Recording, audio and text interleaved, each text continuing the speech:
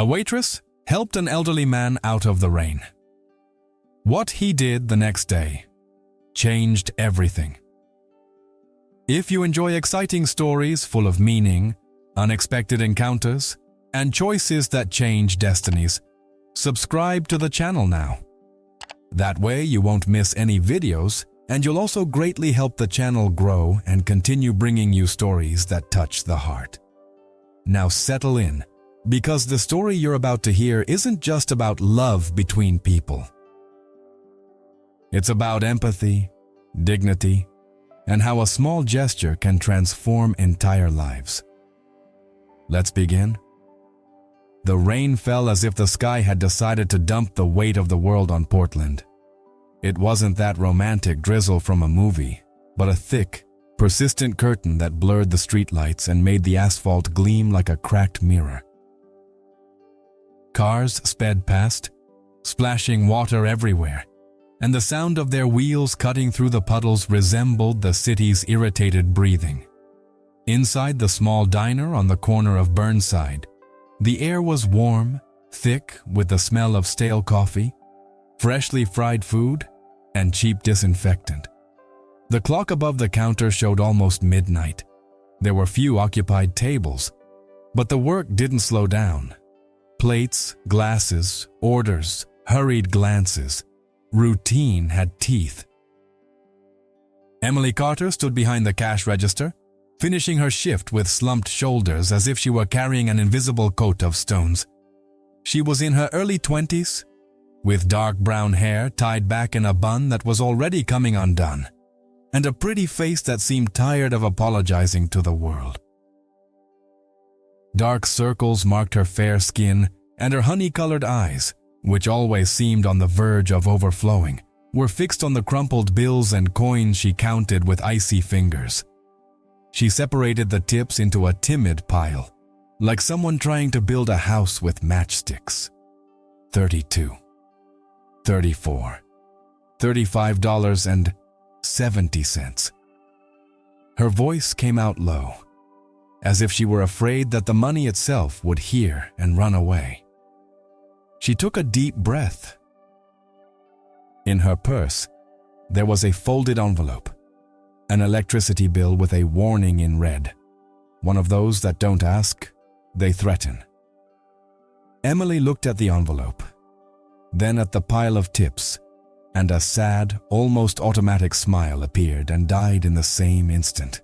"That doesn't even pay for half of it," she whispered, to no one in particular. Behind her, the manager, Hank Dobbs, paced like a storm warden. A man in his 50s, strong, with a protruding belly, a white shirt stretched at the middle button, and a face that always seemed irritated, even when he wasn't speaking. His short, gray mustache made his expression seem even harsher. He didn't walk, he stomped his feet, as if the diner belonged to him and his bad temper. "Emily," he called curtly. "Finish this quickly. I want the door closed before this rain causes trouble." Emily turned her face away, forcing herself to exert energy. "I'm almost done, Hank." Hank nodded toward the windows. Outside, the rain streamed down the glass like thick tears. The street was nearly empty. And yet, someone was there. A man stood motionless, directly under the awning, but outside its shelter, as if he had chosen to be punished. Water dripped down his soaked dark coat, and his hair, long enough to fall over his forehead, clung to his face. He made no sign, knocked no door, asked for nothing. He simply was, like a question no one wanted to answer. Emily first perceived his presence as an unease on the back of her neck, that feeling of being watched. When she looked, she saw his eyes through the rain, a deep, quiet gaze, almost colorless under the lamplight, as if they belonged to someone who had already lost too much to despair any longer. "Who is he?" Emily asked, more to herself than to Hank. Hank followed her gaze and frowned. "That's none of your problem." In the diner, Two customers got up to leave. A couple, dry clothes, expensive umbrella. They passed through the door, saw the man there and looked away as if he were dirt on a wall. The woman tugged at her boyfriend's arm, quickening her pace. The man outside didn't move, not to ask for help, nor to take shelter. The rain lashed against his face, and yet he stayed still. Emily swallowed hard. Something tightened inside her, not in her chest, deeper, in a part she had been trying to keep closed for a long time. That part that reminded her of herself on bad nights, when the world seemed to pass her by and yet still demanded that she smile. She took a step towards the door. Hank saw and reacted as if she had sounded a siren. You don't even think about it. Emily stopped, hand in the air, near the doorknob. I'm just going to see if he needs... No. Hank cut in. The word came like a slap. I already said, don't open the door. Emily turned to him, her voice trembling. Hank, it's raining like it's the end of the world. He's been there for ages. Hank moved closer, getting too close, imposing his body and the smell of coffee and cheap authority. And I'm telling you, he's outside. Do you want to work here or not? Emily tried not to back away, but her feet almost did it on their own. She felt the weight of the threat. Losing her job meant losing the rent, losing the small room where she slept with a broken heater, losing the chance to pay the electricity bill, losing the bare minimum that still kept her going. She had her whole life hanging on that Emily name tag pinned to her apron. I need this job, she said, almost breathless. Hank tilted his head, as if teaching a simple lesson, then obey me. A silence fell between them, the kind of silence that is not an absence of sound, but an excess of something bottled up inside. Emily looked out the window again. Outside, the man continued on. The rain, instead of making him seem smaller, transformed him into an almost unrecognizable figure, a body stubbornly resisting, a fixed point in the chaos, as if he were waiting for something or someone. Suddenly, an ambulance passed by in the distance, its siren muffled by the storm. The sound cut through the night and faded away. Emily closed her eyes for a second, and when she opened them, she saw something that made her hold her breath. The man's hands were trembling. It wasn't just cold, it was exhaustion. The trembling of someone who doesn't eat properly, who sleeps little, who has learned not to ask. She exhaled slowly. He's not asking for anything, Emily said, her voice firmer than she expected. That's what scares me the most. Hank made an annoyed gesture. It's scary because you're weak. The street is full of people like that. If you open that door, tomorrow there will be 5 more. And then I want to see you deal with it. Emily felt a burn in her throat. He's a person. Hank. Hank laughed humorlessly. People don't pay the bill. The word bill was like a blade. Emily looked at the pile of tips, then at the envelope with the red warning, then at the man outside. She heard her own mother in her memory, a distant voice, as if coming from an old radio. Sometimes, daughter, doing the right thing is expensive, but doing the wrong thing costs you inside. Emily tightened her grip on her purse strap.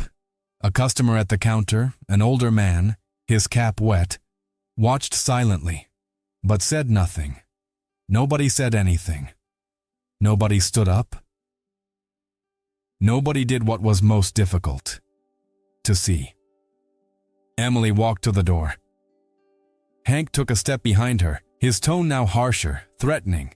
Emily, if you open that door, I swear to God you're out. She stopped, her hand on the doorknob. The metal was cold. The rain pattered against the window. The man outside held his gaze, not pleading, not aggressive, just present, as if dignity were the last thing he had left. Emily turned her head, looking Hank in the eyes. For the first time that night, she didn't look exhausted. She looked determined. "Then send me away," she said softly, but with a clarity that made the air heavy. "But I'm not going to pretend he doesn't exist." Hank's eyes widened, surprised that she had the nerve to say that. "You're being dramatic." Emily took a deep breath. "No, I'm doing the right thing." And then, with a movement that seemed slow and inevitable, she turned the doorknob. The doorbell rang, a small, faint sound that night sounded like thunder. A gust of wind and rain swept in together, bringing the cold and the smell of wet asphalt. Emily took a step outside, and the water immediately soaked the hem of her uniform. She looked at the man, now closer. For the first time, she saw details that the rain had hidden. A thin face, unshaven beard, a small cut at the corner of his eyebrow, and eyes that looked too tired for his apparent age, perhaps in his early 30s, but with an old weariness. He had something strange and yet familiar about him, like someone who once belonged to another place, another life. He tried to speak, but no voice came out, only his breathing, heavy. Emily spoke first, and her kindness felt like a blanket on a cold night. You need help?" she asked. The man swallowed hard, as if that question was the first hand extended to him in years. "My name?" He hesitated, and the words seemed to hurt. "Silas Monroe," Emily repeated, as if to affirm his existence in the world. Silas Monroe. For a moment, the sound of the rain seemed to fade. Not really, but within it. Inside, Hank appeared in the doorway, furious, his face red. "Emily, go back inside now." Emily didn't turn around. She just stared at Silas, and me in a low voice so only he could hear, said, "I don't know what happened to you, but I'm not going to let you freeze here." Silas blinked slowly, as if trying to believe it. I don't want trouble," he murmured. Emily took a breath. "Me neither. But sometimes the problem is doing nothing." She extended her hand firmly, without hesitation. Silas looked at her hand as if it were something sacred and dangerous at the same time. He moved his fingers slowly, trembling, and touched Emily's hand. The contact was simple, and yet it felt like a silent turning point, a choice that would change everything. Emily led Silas inside the diner, and as they walked through the door, Hank took a step back as if Silas's presence contaminated the air. "It's over," Hank said, with suppressed hatred. "You're fired." Emily felt her heart sink. Even so, she didn't let go of Silas's hand. She looked at Hank, her eyes shining, and she answered with a trembling voice, not from fear, but from pain and courage mixed together. "So, it's over." The doorbell rang again, swinging insistently, and on that night when no one saw him, Emily saw him. The doorbell still ringed when a heavy silence fell inside the diner. The rain stayed outside, but it brought with it an invisible chill that permeated the air. Silas entered slowly, as if asking permission from the ground to step. Water dripped from his soaked coat, forming small puddles that quickly caught everyone's attention. Emily closed the door behind them. Her hands trembled, but she forced herself to maintain her composure. She felt her heart pounding so hard it seemed to echo in her chest. "Come." "Sit here," she said, pointing to a table in the corner, near the old heater that made more noise than it heated. Silas hesitated. He looked around like someone entering a forbidden place. His eyes quickly scanned the customers, the counter, the floor that was too clean for someone like him. When he finally sat down, he kept his hands on his knees, stiff, trying to take up as little space as possible. Emily ran to the counter, grabbed a large, white mug with the diner's faded logo. He poured fresh coffee, the steam rising as a visible relief. Then he returned with a clean towel, still warm from the dryer. "Dry yourself, please," she said, extending the towel.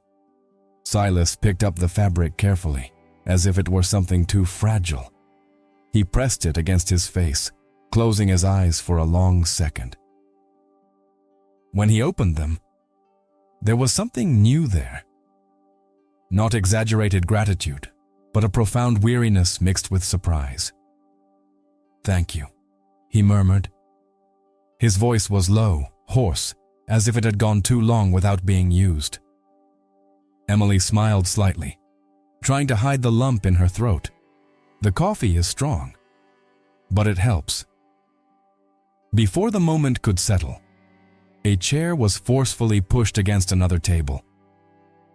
"This is absurd," complained a woman in an expensive coat, wrinkling her nose. "We come here to eat and relax, not to—" She looked at Silas, measuring every wet detail of him. "This—" A man beside her nodded in agreement. "Soon this place will turn into a shelter. Then nobody will want to come in anymore." The words fell like stones. Silas heard everything. His fingers gripped the warm mug, almost as if he wanted to disappear inside it. Emily turned to the customers, her face tense. "He's just warming up. He's not bothering anyone." "Yes, it is," the man retorted. "It's annoying just being there." The sound of heavy footsteps grew closer. Hank emerged from behind the counter, his face flushed, his eyes gleaming. "That's enough," he exploded. "I warned you, Emily. I warned you clearly." Emily took a deep breath, trying to keep her voice steady. "Hank, he just needs a few minutes. A coffee. A towel." Hank laughed, a short, cruel laugh. "And then what? Are you going to give them dinner? Let them sleep in the back? This isn't charity." Silas lowered his head. The towel slipped from his hands onto his lap. The heat from the mug no longer seemed sufficient. "I can go," he said, almost in a whisper. "I don't want to cause any trouble." Emily turned to him too quickly. "No, you're not causing any trouble."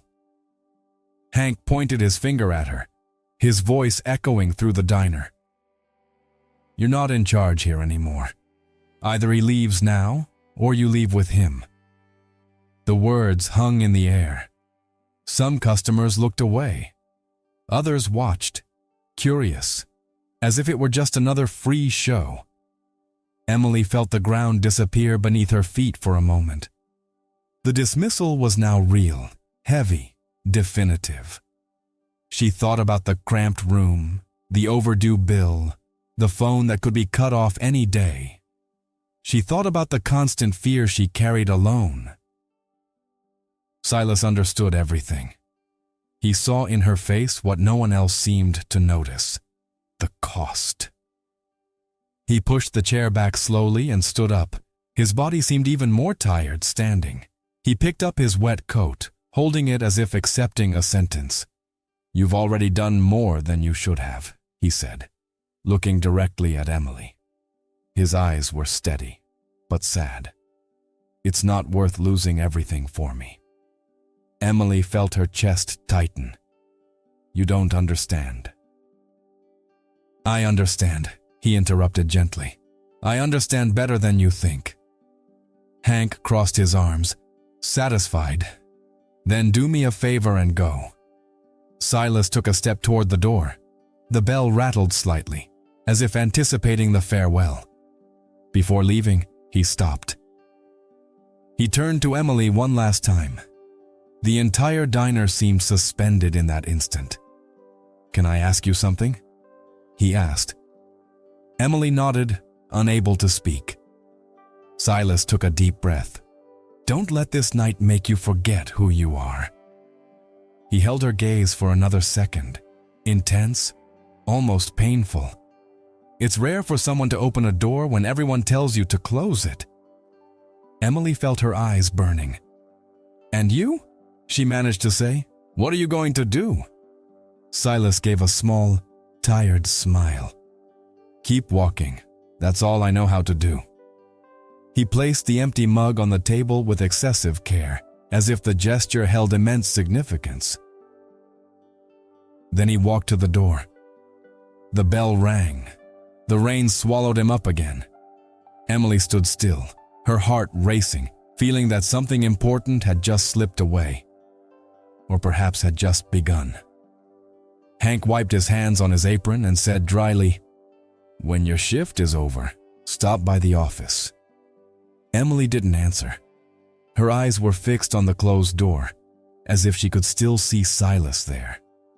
Outside, on the wet sidewalk, Silas took a few steps, and then stopped. Something in his coat pocket pressed against his fingers, and he hesitated. The clock in the diner showed almost 1 in the morning when Emily pushed open the door to the small back office. The space was cramped, lit by a tired fluorescent lamp that flickered slightly, casting a cold, greenish hue. The walls were faded beige, covered with old notices and out-of-date calendars. The smell of old paper and reheated coffee was suffocating. Hank sat behind the metal desk, the chair creaking as he leaned back. He had a brown envelope in front of him and a pen between his thick fingers. There was no anger now, only impatience. The cruelest kind. "Close the door," he said, without looking up. Emily obeyed. The click of the door sounded all too definitive. She stood there, her hands clasped in front of her, her apron still wet at the hem. The uniform felt heavy, as if it were made of guilt. Hank opened the envelope and pulled out some papers. "I'm not going to prolong this." He finally looked at her. "You disobeyed a direct order. You created confusion with the client. You put the business at risk." Emily swallowed hard. "I was just trying to help someone." Hank sighed theatrically. "This isn't a church." He shoved a piece of paper toward her. "Your payment is due today. No need to come back tomorrow. There was no shouting. There was no discussion. No room for defense. Just those simple, cold phrases that explained nothing and yet took everything away." Emily picked up the paper with trembling fingers. The amount hardly seemed real. "Is this it?" she asked in a whisper. "That's it," Hank replied, already looking away. "Hand over the apron before you leave." She slowly took off her apron, folding it as she always did at the end of her shift. The automatic gesture hurt her more than words.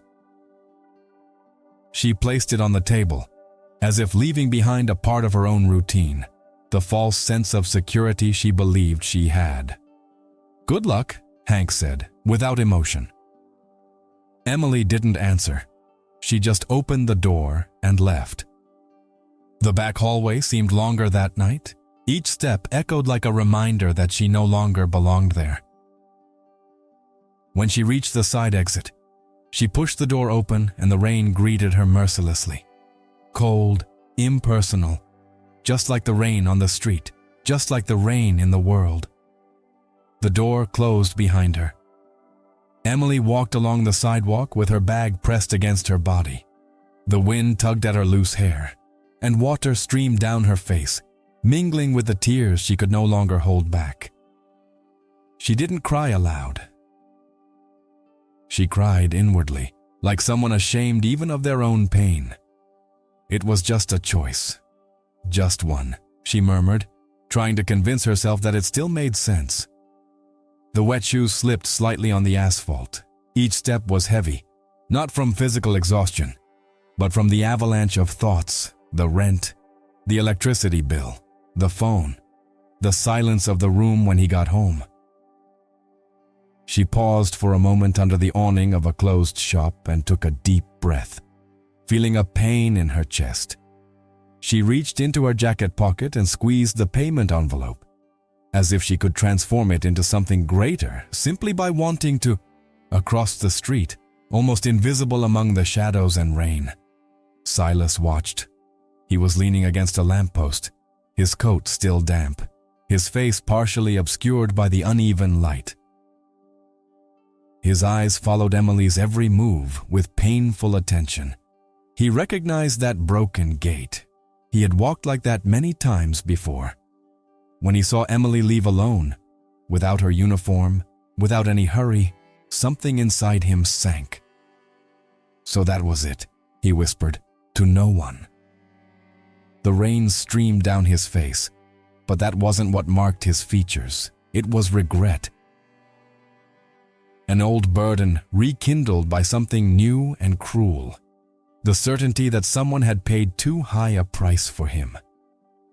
Silas closed his eyes for a moment. The memory of the hot coffee, the clean towel, the outstretched hand came rushing back. Simple gestures. Rare gestures. "I didn't ask for this," he murmured, his voice faltering. Emily started walking again. Her body seemed fragile under the next lamppost. Silas took a step forward impulsively, as if he wanted to call her, to say something, anything that could ease that moment, but he stopped. The fear of causing even more damage kept him in place. Emily walked further and further away until she turned the corner. Before disappearing, she stopped. She didn't know why. Perhaps intuition. Perhaps pain. She looked back for a second, her face wet, her eyes searching for something she herself couldn't name. Silas stood motionless. His heart was pounding too hard. She didn't see him. Emily turned and continued on her way, swallowed by the night. Silas exhaled slowly. His hand went back to his coat pocket, touching the object that had made him hesitate before. His fingers gripped something solid, old, that didn't fit with the life he was leading now. He looked in the direction Emily had gone, his determined gaze emerging beneath his weariness. "This isn't going to end like this," he said quietly, as if making a promise. The rain continued to fall, indifferent. But that night, something had changed. The bedroom door closed with a dry, almost respectful sound, as if the place itself knew it shouldn't make noise. Silas stood still for a few seconds, his hand still on the doorknob, feeling the silence take over. Inside, there was no rain hitting the glass, no judging voices, no sideways glances. Just a heavy silence, laden with memories. The room was far too simple for someone who had once had so much. A narrow bed with worn sheets, a small, chipped wooden desk, a yellowish lamp hanging from the ceiling, illuminating little and revealing much. The walls bore marks of dampness, stories that no one had bothered to fix. There was a constant smell of old dust mixed with cheap soap. Silas took off his coat and carefully placed it on the chair, as if he still had the habit of respecting his own things. She sat on the edge of the bed, her shoulders slumped, her body finally allowing her to feel the tiredness she had been ignoring for hours, maybe years. From the inside pocket of his coat, he pulled out a thin envelope. It wasn't new, it was crumpled at the edges, almost soft from being touched so often. He ran his thumb over the surface before opening it, as if he already knew what was going to hurt. Inside, some old photographs. The first photo showed a younger man, well-tailored suit, firm posture, confident smile. It took Silas a few seconds to recognize himself. His eyes were still the same, but there was no weariness here. There was ambition. "You believed the world was yours," he murmured to the camera, his voice laden with bitter irony. In the second image, he appeared next to a tall building, its glass facade reflecting the sky. A nascent empire. The company's name emblazoned in large letters behind him. He remembered that day. He remembered the feeling of victory, the press, the clasped hands, the promises he made to himself. Just one more contract. Just one more year. Then I'll be back, he said in a low voice, repeating old words that still echoed within him. The third photo hit him like a slow punch. A woman with a calm smile, gentle eyes, holding a small child in her lap. The woman's face was tired, but there was love there, a love that had waited too long. Silas closed his eyes, feeling his throat tighten. I told you I was doing everything for you, he said, almost as a confession. But I never asked if that's what you wanted. The child in the photo had the same look Emily had had in the diner. Not the same face, but the same quiet courage. That made her chest ache in a new way. He dropped the photos on the bed and ran his hands over his face. The cold decisions, the contracts signed without reading the human nuances, the nights spent in meetings, the missed birthdays, the ignored phone calls. It all came back like a movie he could never turn off. Money doesn't hug, he whispered, with a humorless laugh. It doesn't wait. It doesn't forgive. Silas stood up and went to the small window in the room. He opened the short curtain and looked out at the street below. The lights reflected on the wet ground. The city continued on, alive, indifferent. It was then that Emily's face appeared again in his mind. The firmness in her voice, the outstretched hand, the price she paid without even knowing him. You opened one door, and I closed so many, he said, looking at his own reflection in the glass. His conscience, the one he believed he had buried beneath numbers and power, was now awakening without asking permission. It didn't come with easy redemption. It came with weight, with responsibility. Silas went back to bed and picked up the photos, but didn't put them away immediately. Instead, he pulled a small, old metal box with peeling paint from under the mattress. He opened it carefully. Inside, there were documents, newspaper clippings, and an elegant business card, its lettering still legible despite the time that had passed. He held the card between his fingers for a long moment. Perhaps it's not too late yet, he murmured. Silas closed the box, this time decisively. He placed it on the table, not hidden. For the first time in a long time, he didn't want to run away from what had been. He lay down on the bed, but didn't close his eyes. His gaze remained fixed on the ceiling, while a question hammered in his mind, insistent, unsettling, and unavoidable. How much does it cost to try to fix what's broken? On the other side of town, Emily arrived home unaware that the night was far from over. And Silas, for the first time in many years, knew that the past was about to come knocking at the door. The morning dawned gray in Portland, as if the city were still digesting the previous night. The rain had subsided, leaving only the damp ground and a cold wind that swept between the buildings. The diner opened its doors at its usual time, punctual, predictable, as if nothing had been broken inside. The smell of fresh coffee filled the air once more. The sound of the hot griddle, the clinking of cutlery, the low murmur of the first conversations. Everything exactly as before. Hank Dobbs stood behind the counter, shirt pressed, expression grim. He acted as if the world had followed its natural course, as if no choices had been made, as if no young woman had left there jobless the previous night.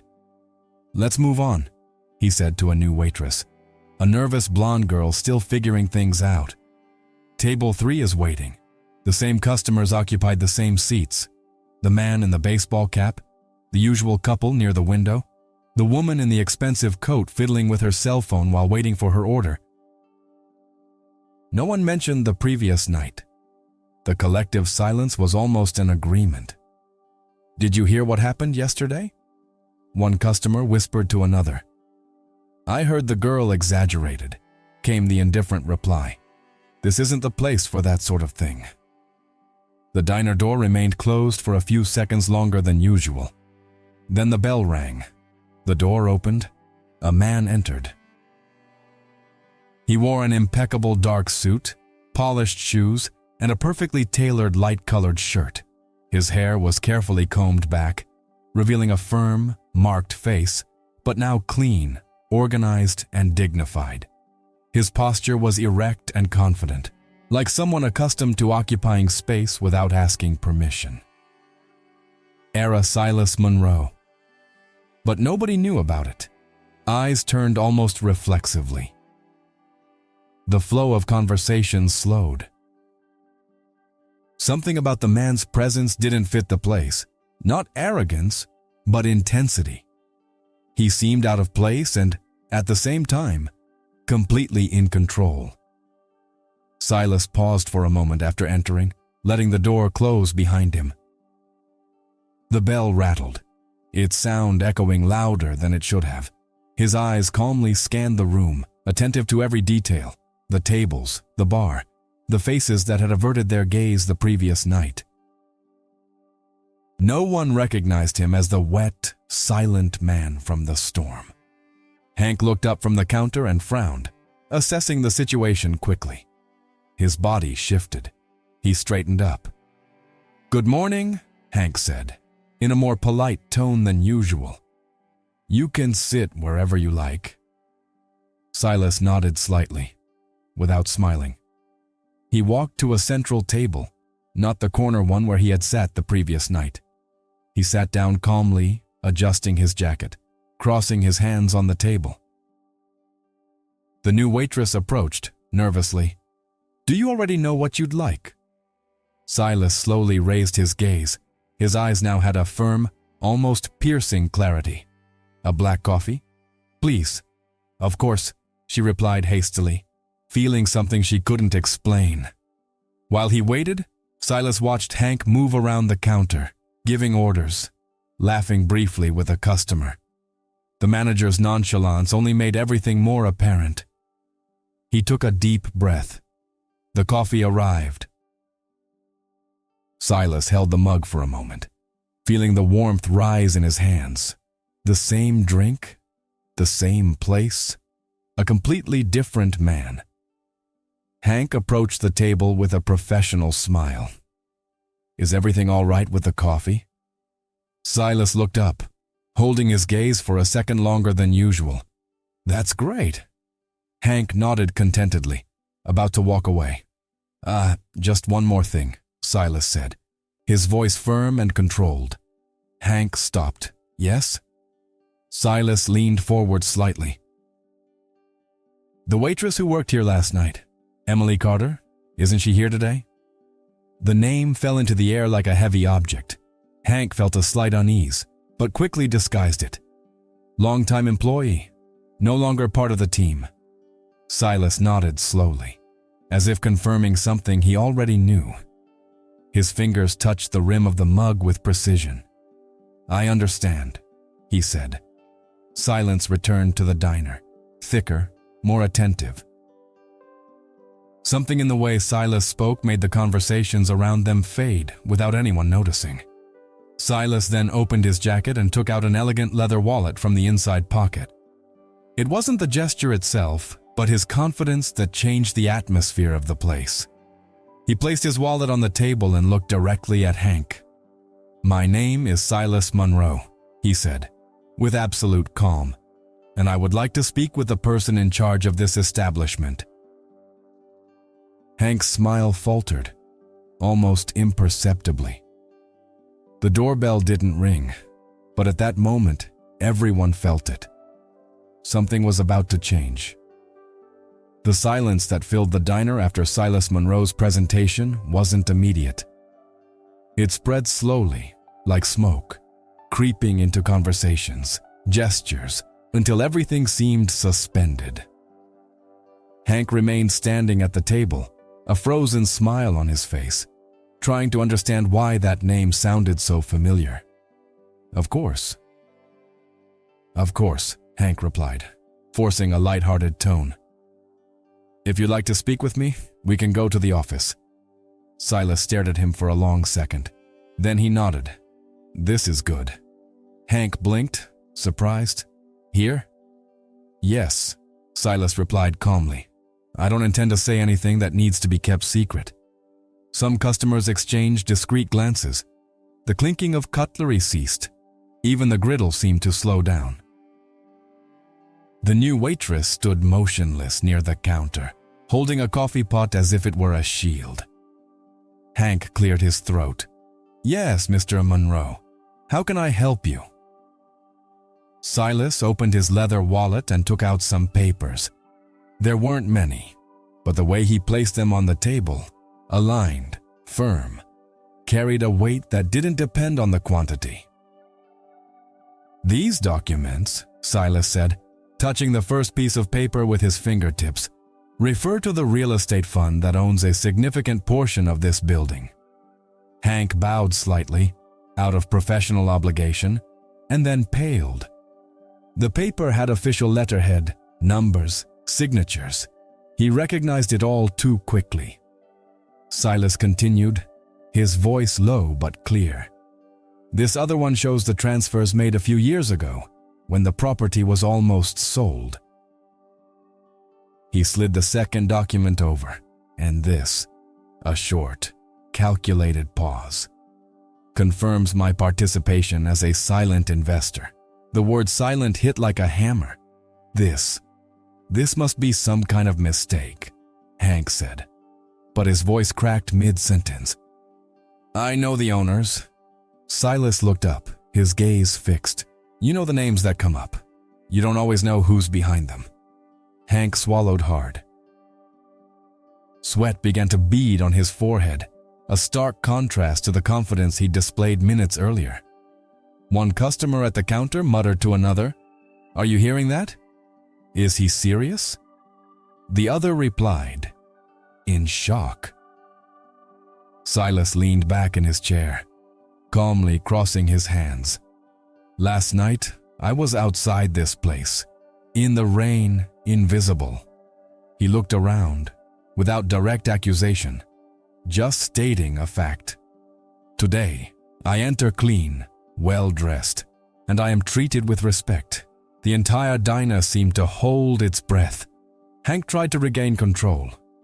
Mr. Monroe, whatever happened yesterday was an operational matter. Employees need to follow rules. Silas tilted his head slightly, as if listening but not accepting. Rules say a lot about those who create them. He paused. His eyes returned to Hank, now without any hurry. Tell me, Silas asked, his voice firm but not raising. Do you usually treat everyone like this? Or only those who seem to have no value? The question wasn't asked as an attack. It was asked as a reflection. Hank opened his mouth, but no answer came out. The silence that followed was more awkward than any accusation. Some customers lowered their eyes. Others shifted in their seats, too uncomfortable to feign indifference. The woman in the expensive coat pursed her lips. The man in the cap looked away, remembering his own oversight. Silas stood up slowly. The chair scraped across the floor with a dry, definitive sound. He gathered the documents, but left one on the table. Consider this a warning, he said, and also an opportunity. Hank finally found the voice. Weak. A warning. About what? Silas glanced around the diner one last time. Small decisions reveal character, and character always exacts its price. He took a step away, then stopped and added, without looking back, Oh, and bring Emily Carter back. Let's just say, I have a vested interest in that. Her name echoed again, now with a different weight, not as a problem, as a turning point. Silas walked toward the door. The bell rang as he went out, but this time the sound was unusual. It remained up in the air, and everyone knew that was just the beginning. The diner didn't return to normal after Silas Monroe walked out the door.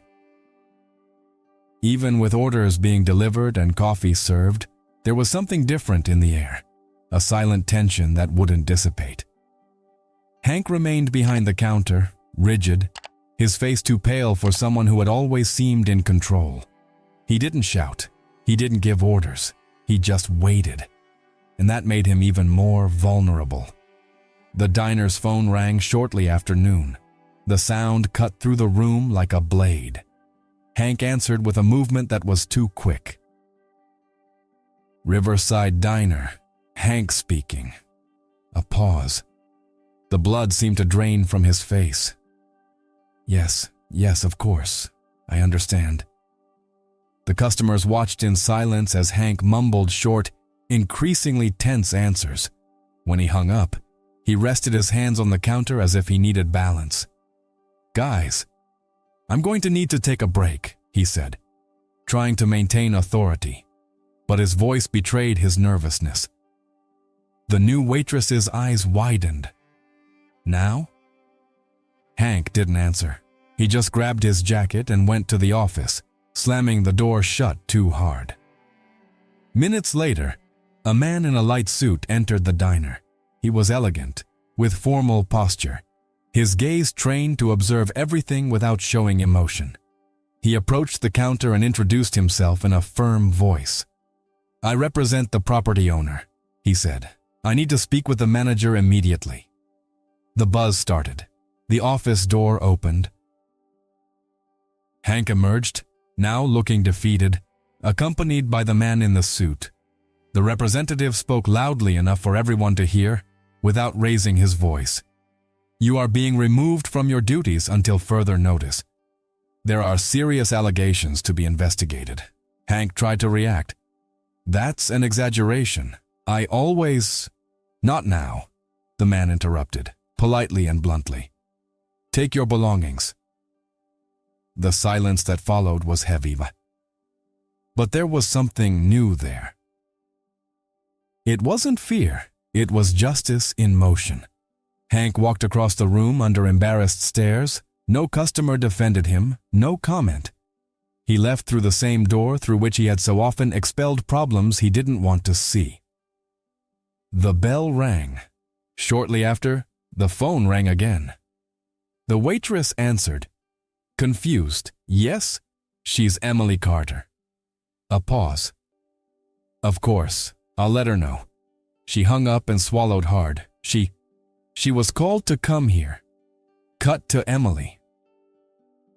She sat at the small kitchen table in her apartment, still wearing the old sweatshirt from the night before, staring intently at the open electricity bill. The phone rang, and the sound made her whole body tremble. "Hello? Emily?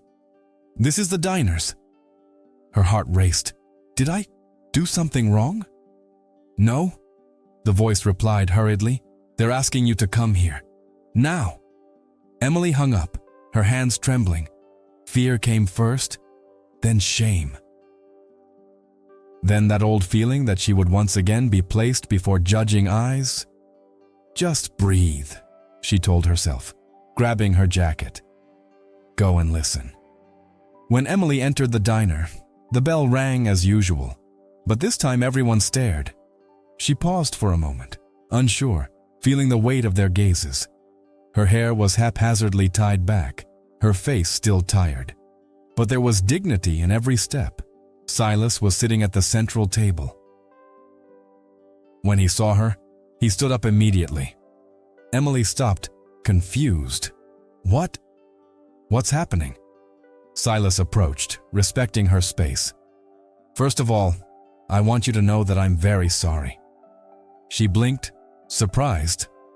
"For what?" "Because you paid a price that wasn't yours." The owner's representative cleared his throat.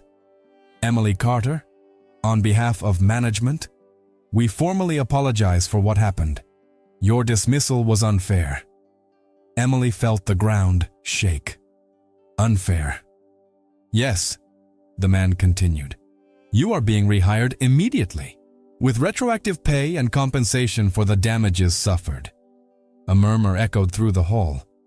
Emily put her hand to her mouth. This is serious. Silas nodded. Very much. She tried to speak, but the words wouldn't come out. Her eyes filled with tears that she made no effort to hold back. The representative added, and there will be a public apology. Silas then stepped forward.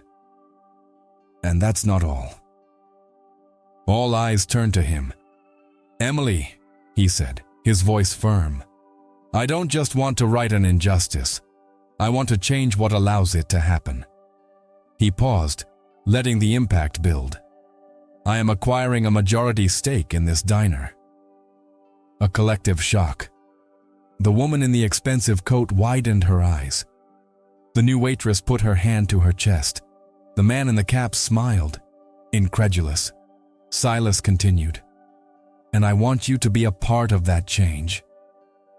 Emily stared at him, confused. What do you mean? Silas smiled slightly. We'll talk about it later. The silence that followed was no longer awkward. It was anticipation. And at that moment, Emily realized that rainy night was still taking its toll, and the biggest one had not yet been revealed. The diner gradually emptied, as if the place itself needed silence to digest everything that had just happened. The tables now held only forgotten cups, crumpled napkins, and an air of suspended expectation. Emily remained standing near the counter, still trying to understand how her life had changed direction in just a few hours. Silas asked everyone to give them a few minutes. The owner's representative left discreetly. The new waitress pretended to organize the cash register, but she listened to every sound. The world seemed smaller, concentrated in that space between two people who didn't know each other and, at the same time, recognized each other. Silas pulled up a chair and sat down across from Emily, not as a powerful man, but as someone willing to listen. I know all of this is overwhelming, he said in a low voice. If you want to go home and think about it, I understand. Emily took a deep breath. Her heart was still racing. I just never imagined someone would come back because of me. Silas smiled slightly. I didn't come back for you. He paused briefly.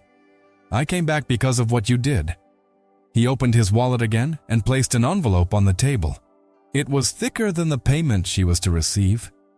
Emily recognized the weight even before touching it. This, Silas said, is to ensure you don't go through what you went through yesterday. No overdue bills, no immediate fear. Emily looked at the envelope, then at him. Slowly, she pushed it back. Thank you, she said carefully, choosing each word. But I can't accept. Silas frowned, surprised. Why? Because I didn't do what I did expecting something in return. Her voice trembled, but she didn't waver. I don't want my dignity to come at a price. I don't want charity. The silence that followed wasn't tense. It was revealing. Silas watched her for a few long seconds. Then, something changed in his expression. Not disappointment, relief. He chuckled softly, almost moved. Thank God. Emily blinked. What do you mean? Silas rested his elbows on the table, leaning forward slightly. If you had accepted without question, I would have been wrong again. She didn't understand. Wrong? I've spent my whole life thinking that money solved everything. He sighed. Last night, you showed me otherwise. Emily felt a lump in her throat. Then why offer? Because I needed to know. He replied honestly. If you believed in something beyond mere survival. Silas then picked up the envelope and put it away again, as if that was no longer the plan. What I want is not to pay off a debt, he continued. It's to invest in someone. Emily's eyes widened. Invest in me? You know how to lead, he said without hesitation. even when you're afraid, even when you've lost everything. That's not something you can teach easily. She looked away, visibly moved. I only served coffee. No, Silas corrected with gentle firmness. You served humanity. He took a deep breath before continuing, as if taking a step he hadn't taken in decades. I want to support you in your studies. Business administration, management, whatever you want to learn so you never again depend on someone else's unfair decision. Emily felt the ground disappear beneath her again. Is this for real? Very much, he replied, and not to work for me, to work for you. She shook her head, trying to process it. I never thought that far ahead. I'm just trying to pay the bills. Silas smiled, a genuine smile, without arrogance. Someone needs to teach you how to dream again. Emily felt the tears welling up, this time without any shame. And what do you get out of it? He thought for a moment, maybe redemption, maybe peace. He paused, or maybe just a chance to not repeat who I was. The distant noise of the street drifted in through the windows. The world went on, indifferent. But something there had changed forever. Emily wiped her face and took a deep breath. I don't promise to be perfect. Silas nodded. I didn't go either. They remained silent for a few seconds, absorbing the weight of that conversation. Then Emily asked, almost in a whisper, and if I accept, what comes next? Silas stood up slowly, a new glint in his eye. Then, he smiled. Then, we'll build it. That was no empty promise. It was a start. Time didn't pass quickly. It passed in the right way. The following weeks were devoid of headlines or major announcements. They were filled with cold mornings, open notebooks on simple tables, and cups of coffee growing cold while important conversations took place. Emily began studying at night, first out of fear, then out of curiosity, then with an ancient hunger for learning she didn't even know she possessed. Silas would sometimes appear with underlined books, sometimes simply with silence and presence. They met at the same diner, now under new provisional management, but always sat at a table in the back, away from the action, not as boss and employee, as two people trying to rebuild something that time had taken away. I was never good with numbers, Emily confessed one night, pushing her notebook aside in frustration. I always thought it wasn't for me. Silas looked at the notes, then at her. You're not bad with numbers. You just never had anyone tell you that you could make mistakes while you were learning.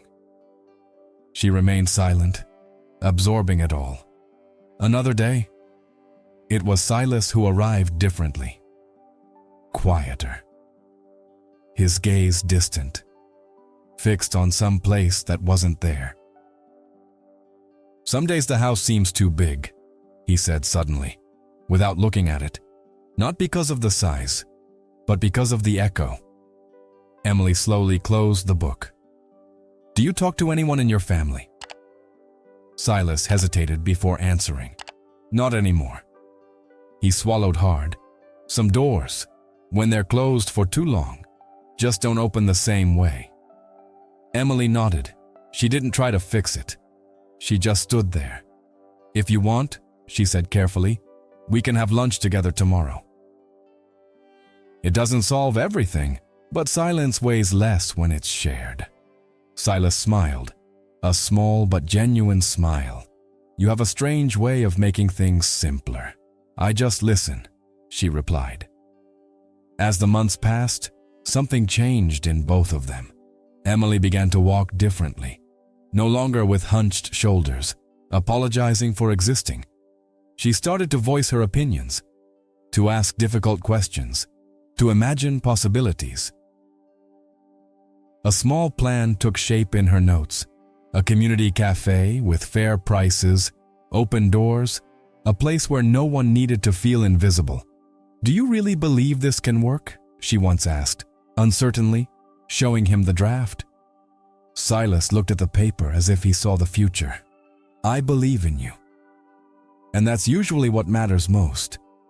And while Emily was learning to see her own worth, Silas was learning something even harder: how to stay. He started coming home earlier, cooking for himself, calling an old friend he hadn't spoken to in years. Small gestures, almost shy but full of meaning. "I've spent my life buying solutions," he said one rainy afternoon, looking out the diner window. "And now I discover that some cures only happen when someone decides not to leave." Emily looked at him, moved. "You stayed that night." Silas took a deep breath. "Because someone stood up for me first." They didn't talk about labels. They didn't talk about the past as guilt, nor the future as an empty promise. They talked about the present, and the present, little by little, became enough. One night, after a difficult test, Emily closed her book and said, almost laughing nervously, "I passed." Silas stood up immediately. "Seriously?" She nodded, her eyes shining. "I passed." He embraced her gently, as if understanding that this moment wasn't about victory, but about overcoming. Emily felt something new there. Not dependence, not debt, belonging. "Thank you," she whispered. Silas replied softly, almost emotional, "Thank you." Outside, the city continued its indifferent rhythm. But inside that small space, two lives were being mended, not with money, but with daily choices. And, without even knowing it, they both felt that this story still had one last chapter. A chapter where everything they had learned would be put to the test. The morning sun streamed through the large glass windows and spread across the light wood floor, warming the room with a soft light. The smell of fresh bread and freshly brewed coffee filled the air, mingling with the low sounds of quiet conversations and restrained laughter. The place was simple, cozy, and vibrant. The cafe's name was hand-painted on the facade, a delicate, unpretentious line, just like everything else inside. Emily stood behind the counter, her apron clean, her hair neatly tied back, her face serene. But now with something new: confidence. Her movements were firm, sure, like someone who finally feels in the right place. She greeted customers by name, asked how their day was going, and listened to genuine answers. "Good morning, Mrs. Casmiller." "The usual?" she asked with a broad smile. "Of course, dear," the woman replied. Returning the smile, "This place has a different kind of peace." Emily smiled even wider. "That's exactly what I wanted." On the main wall, written in simple letters, without an expensive frame, was a phrase that everyone read upon entering. "Treat everyone with dignity. You never know who you're talking to." Some customers stopped to read, others nodded silently. That phrase wasn't just decoration, it was the rule. At a table near the window, Silas Monroe observed everything with silent attention. He wore discreet clothes, nothing that would draw attention. His face bore the marks of time, but now there was lightness in them. He held the cup calmly, watching Emily move through the space she had created. Not as an investor, not as a mentor, like someone who is proud. Emily approached his desk, resting her hand lightly on the back of the chair. "You're quiet today." Silas smiled, his eyes shining. "I'm learning to appreciate what doesn't need words." She looked around, overcome with emotion. "Sometimes I still wake up thinking that all of this isn't real." "It's real," he replied firmly, "and it's yours." Emily took a deep breath. "None of this would have happened if you hadn't come back that day." Silas shook his head slowly. "None of this would have happened if you hadn't opened that door." The two remained silent for a moment, remembering the rain, the cold night, the choice that seemed small, but changed everything. A young woman entered the cafe, wet from the light drizzle falling outside. She looked around hesitantly, as if she didn't feel comfortable anywhere. Emily noticed immediately. She stepped out from behind the counter and approached. "Hi, make yourself at home. Would you like some coffee?" The young woman smiled, relieved. I'm grateful." Silas watched the scene with tears in his eyes. That image was more valuable than any empire he had ever built. "You created more than a business," he said when Emily returned. "You created a place where people can exist." Emily felt her heart warm. "I learned from you." Silas gently denied it. "No, I relearned it because of you." Outside, the city continued at its own pace. People hurried past, others distracted, some invisible to the eyes of the world. But inside, every person could be seen. Silas finished his coffee, stood up slowly, and placed the money on the table. Emily frowned teasingly. "You still pay?" He smiled. "Always." Before leaving, he stopped in front of the phrase on the wall. He read it again, and then he said, almost to himself, "Small gestures reveal great people." Emily listened and finished, her voice firm, heavy with everything she had lived through. And a person's true worth is never in their appearance, but in their character. The doorbell rang as Silas left. Emily returned to the counter, the cafe full, her heart at peace. And on that ordinary morning, it became clear that some stories don't end when the doors close. They start when someone decides to open one. And now I want to hear from you. What did you think of this story? Did it touch you at any point? Did it make you reflect, feel emotional, or remind you of something you've experienced? Leave a comment below, from 0 to 10, indicating how much you enjoyed this story. If she spoke to you in any way, please like the video. It really helps the channel continue bringing stories with purpose and emotion. Share this with someone who needs a reminder that small gestures can change destinies. And don't forget to subscribe to the channel so you don't miss the next stories. Before you leave, stay a while. I've set aside another exciting story, even more intense, that might touch you in a different way. See you in the next video.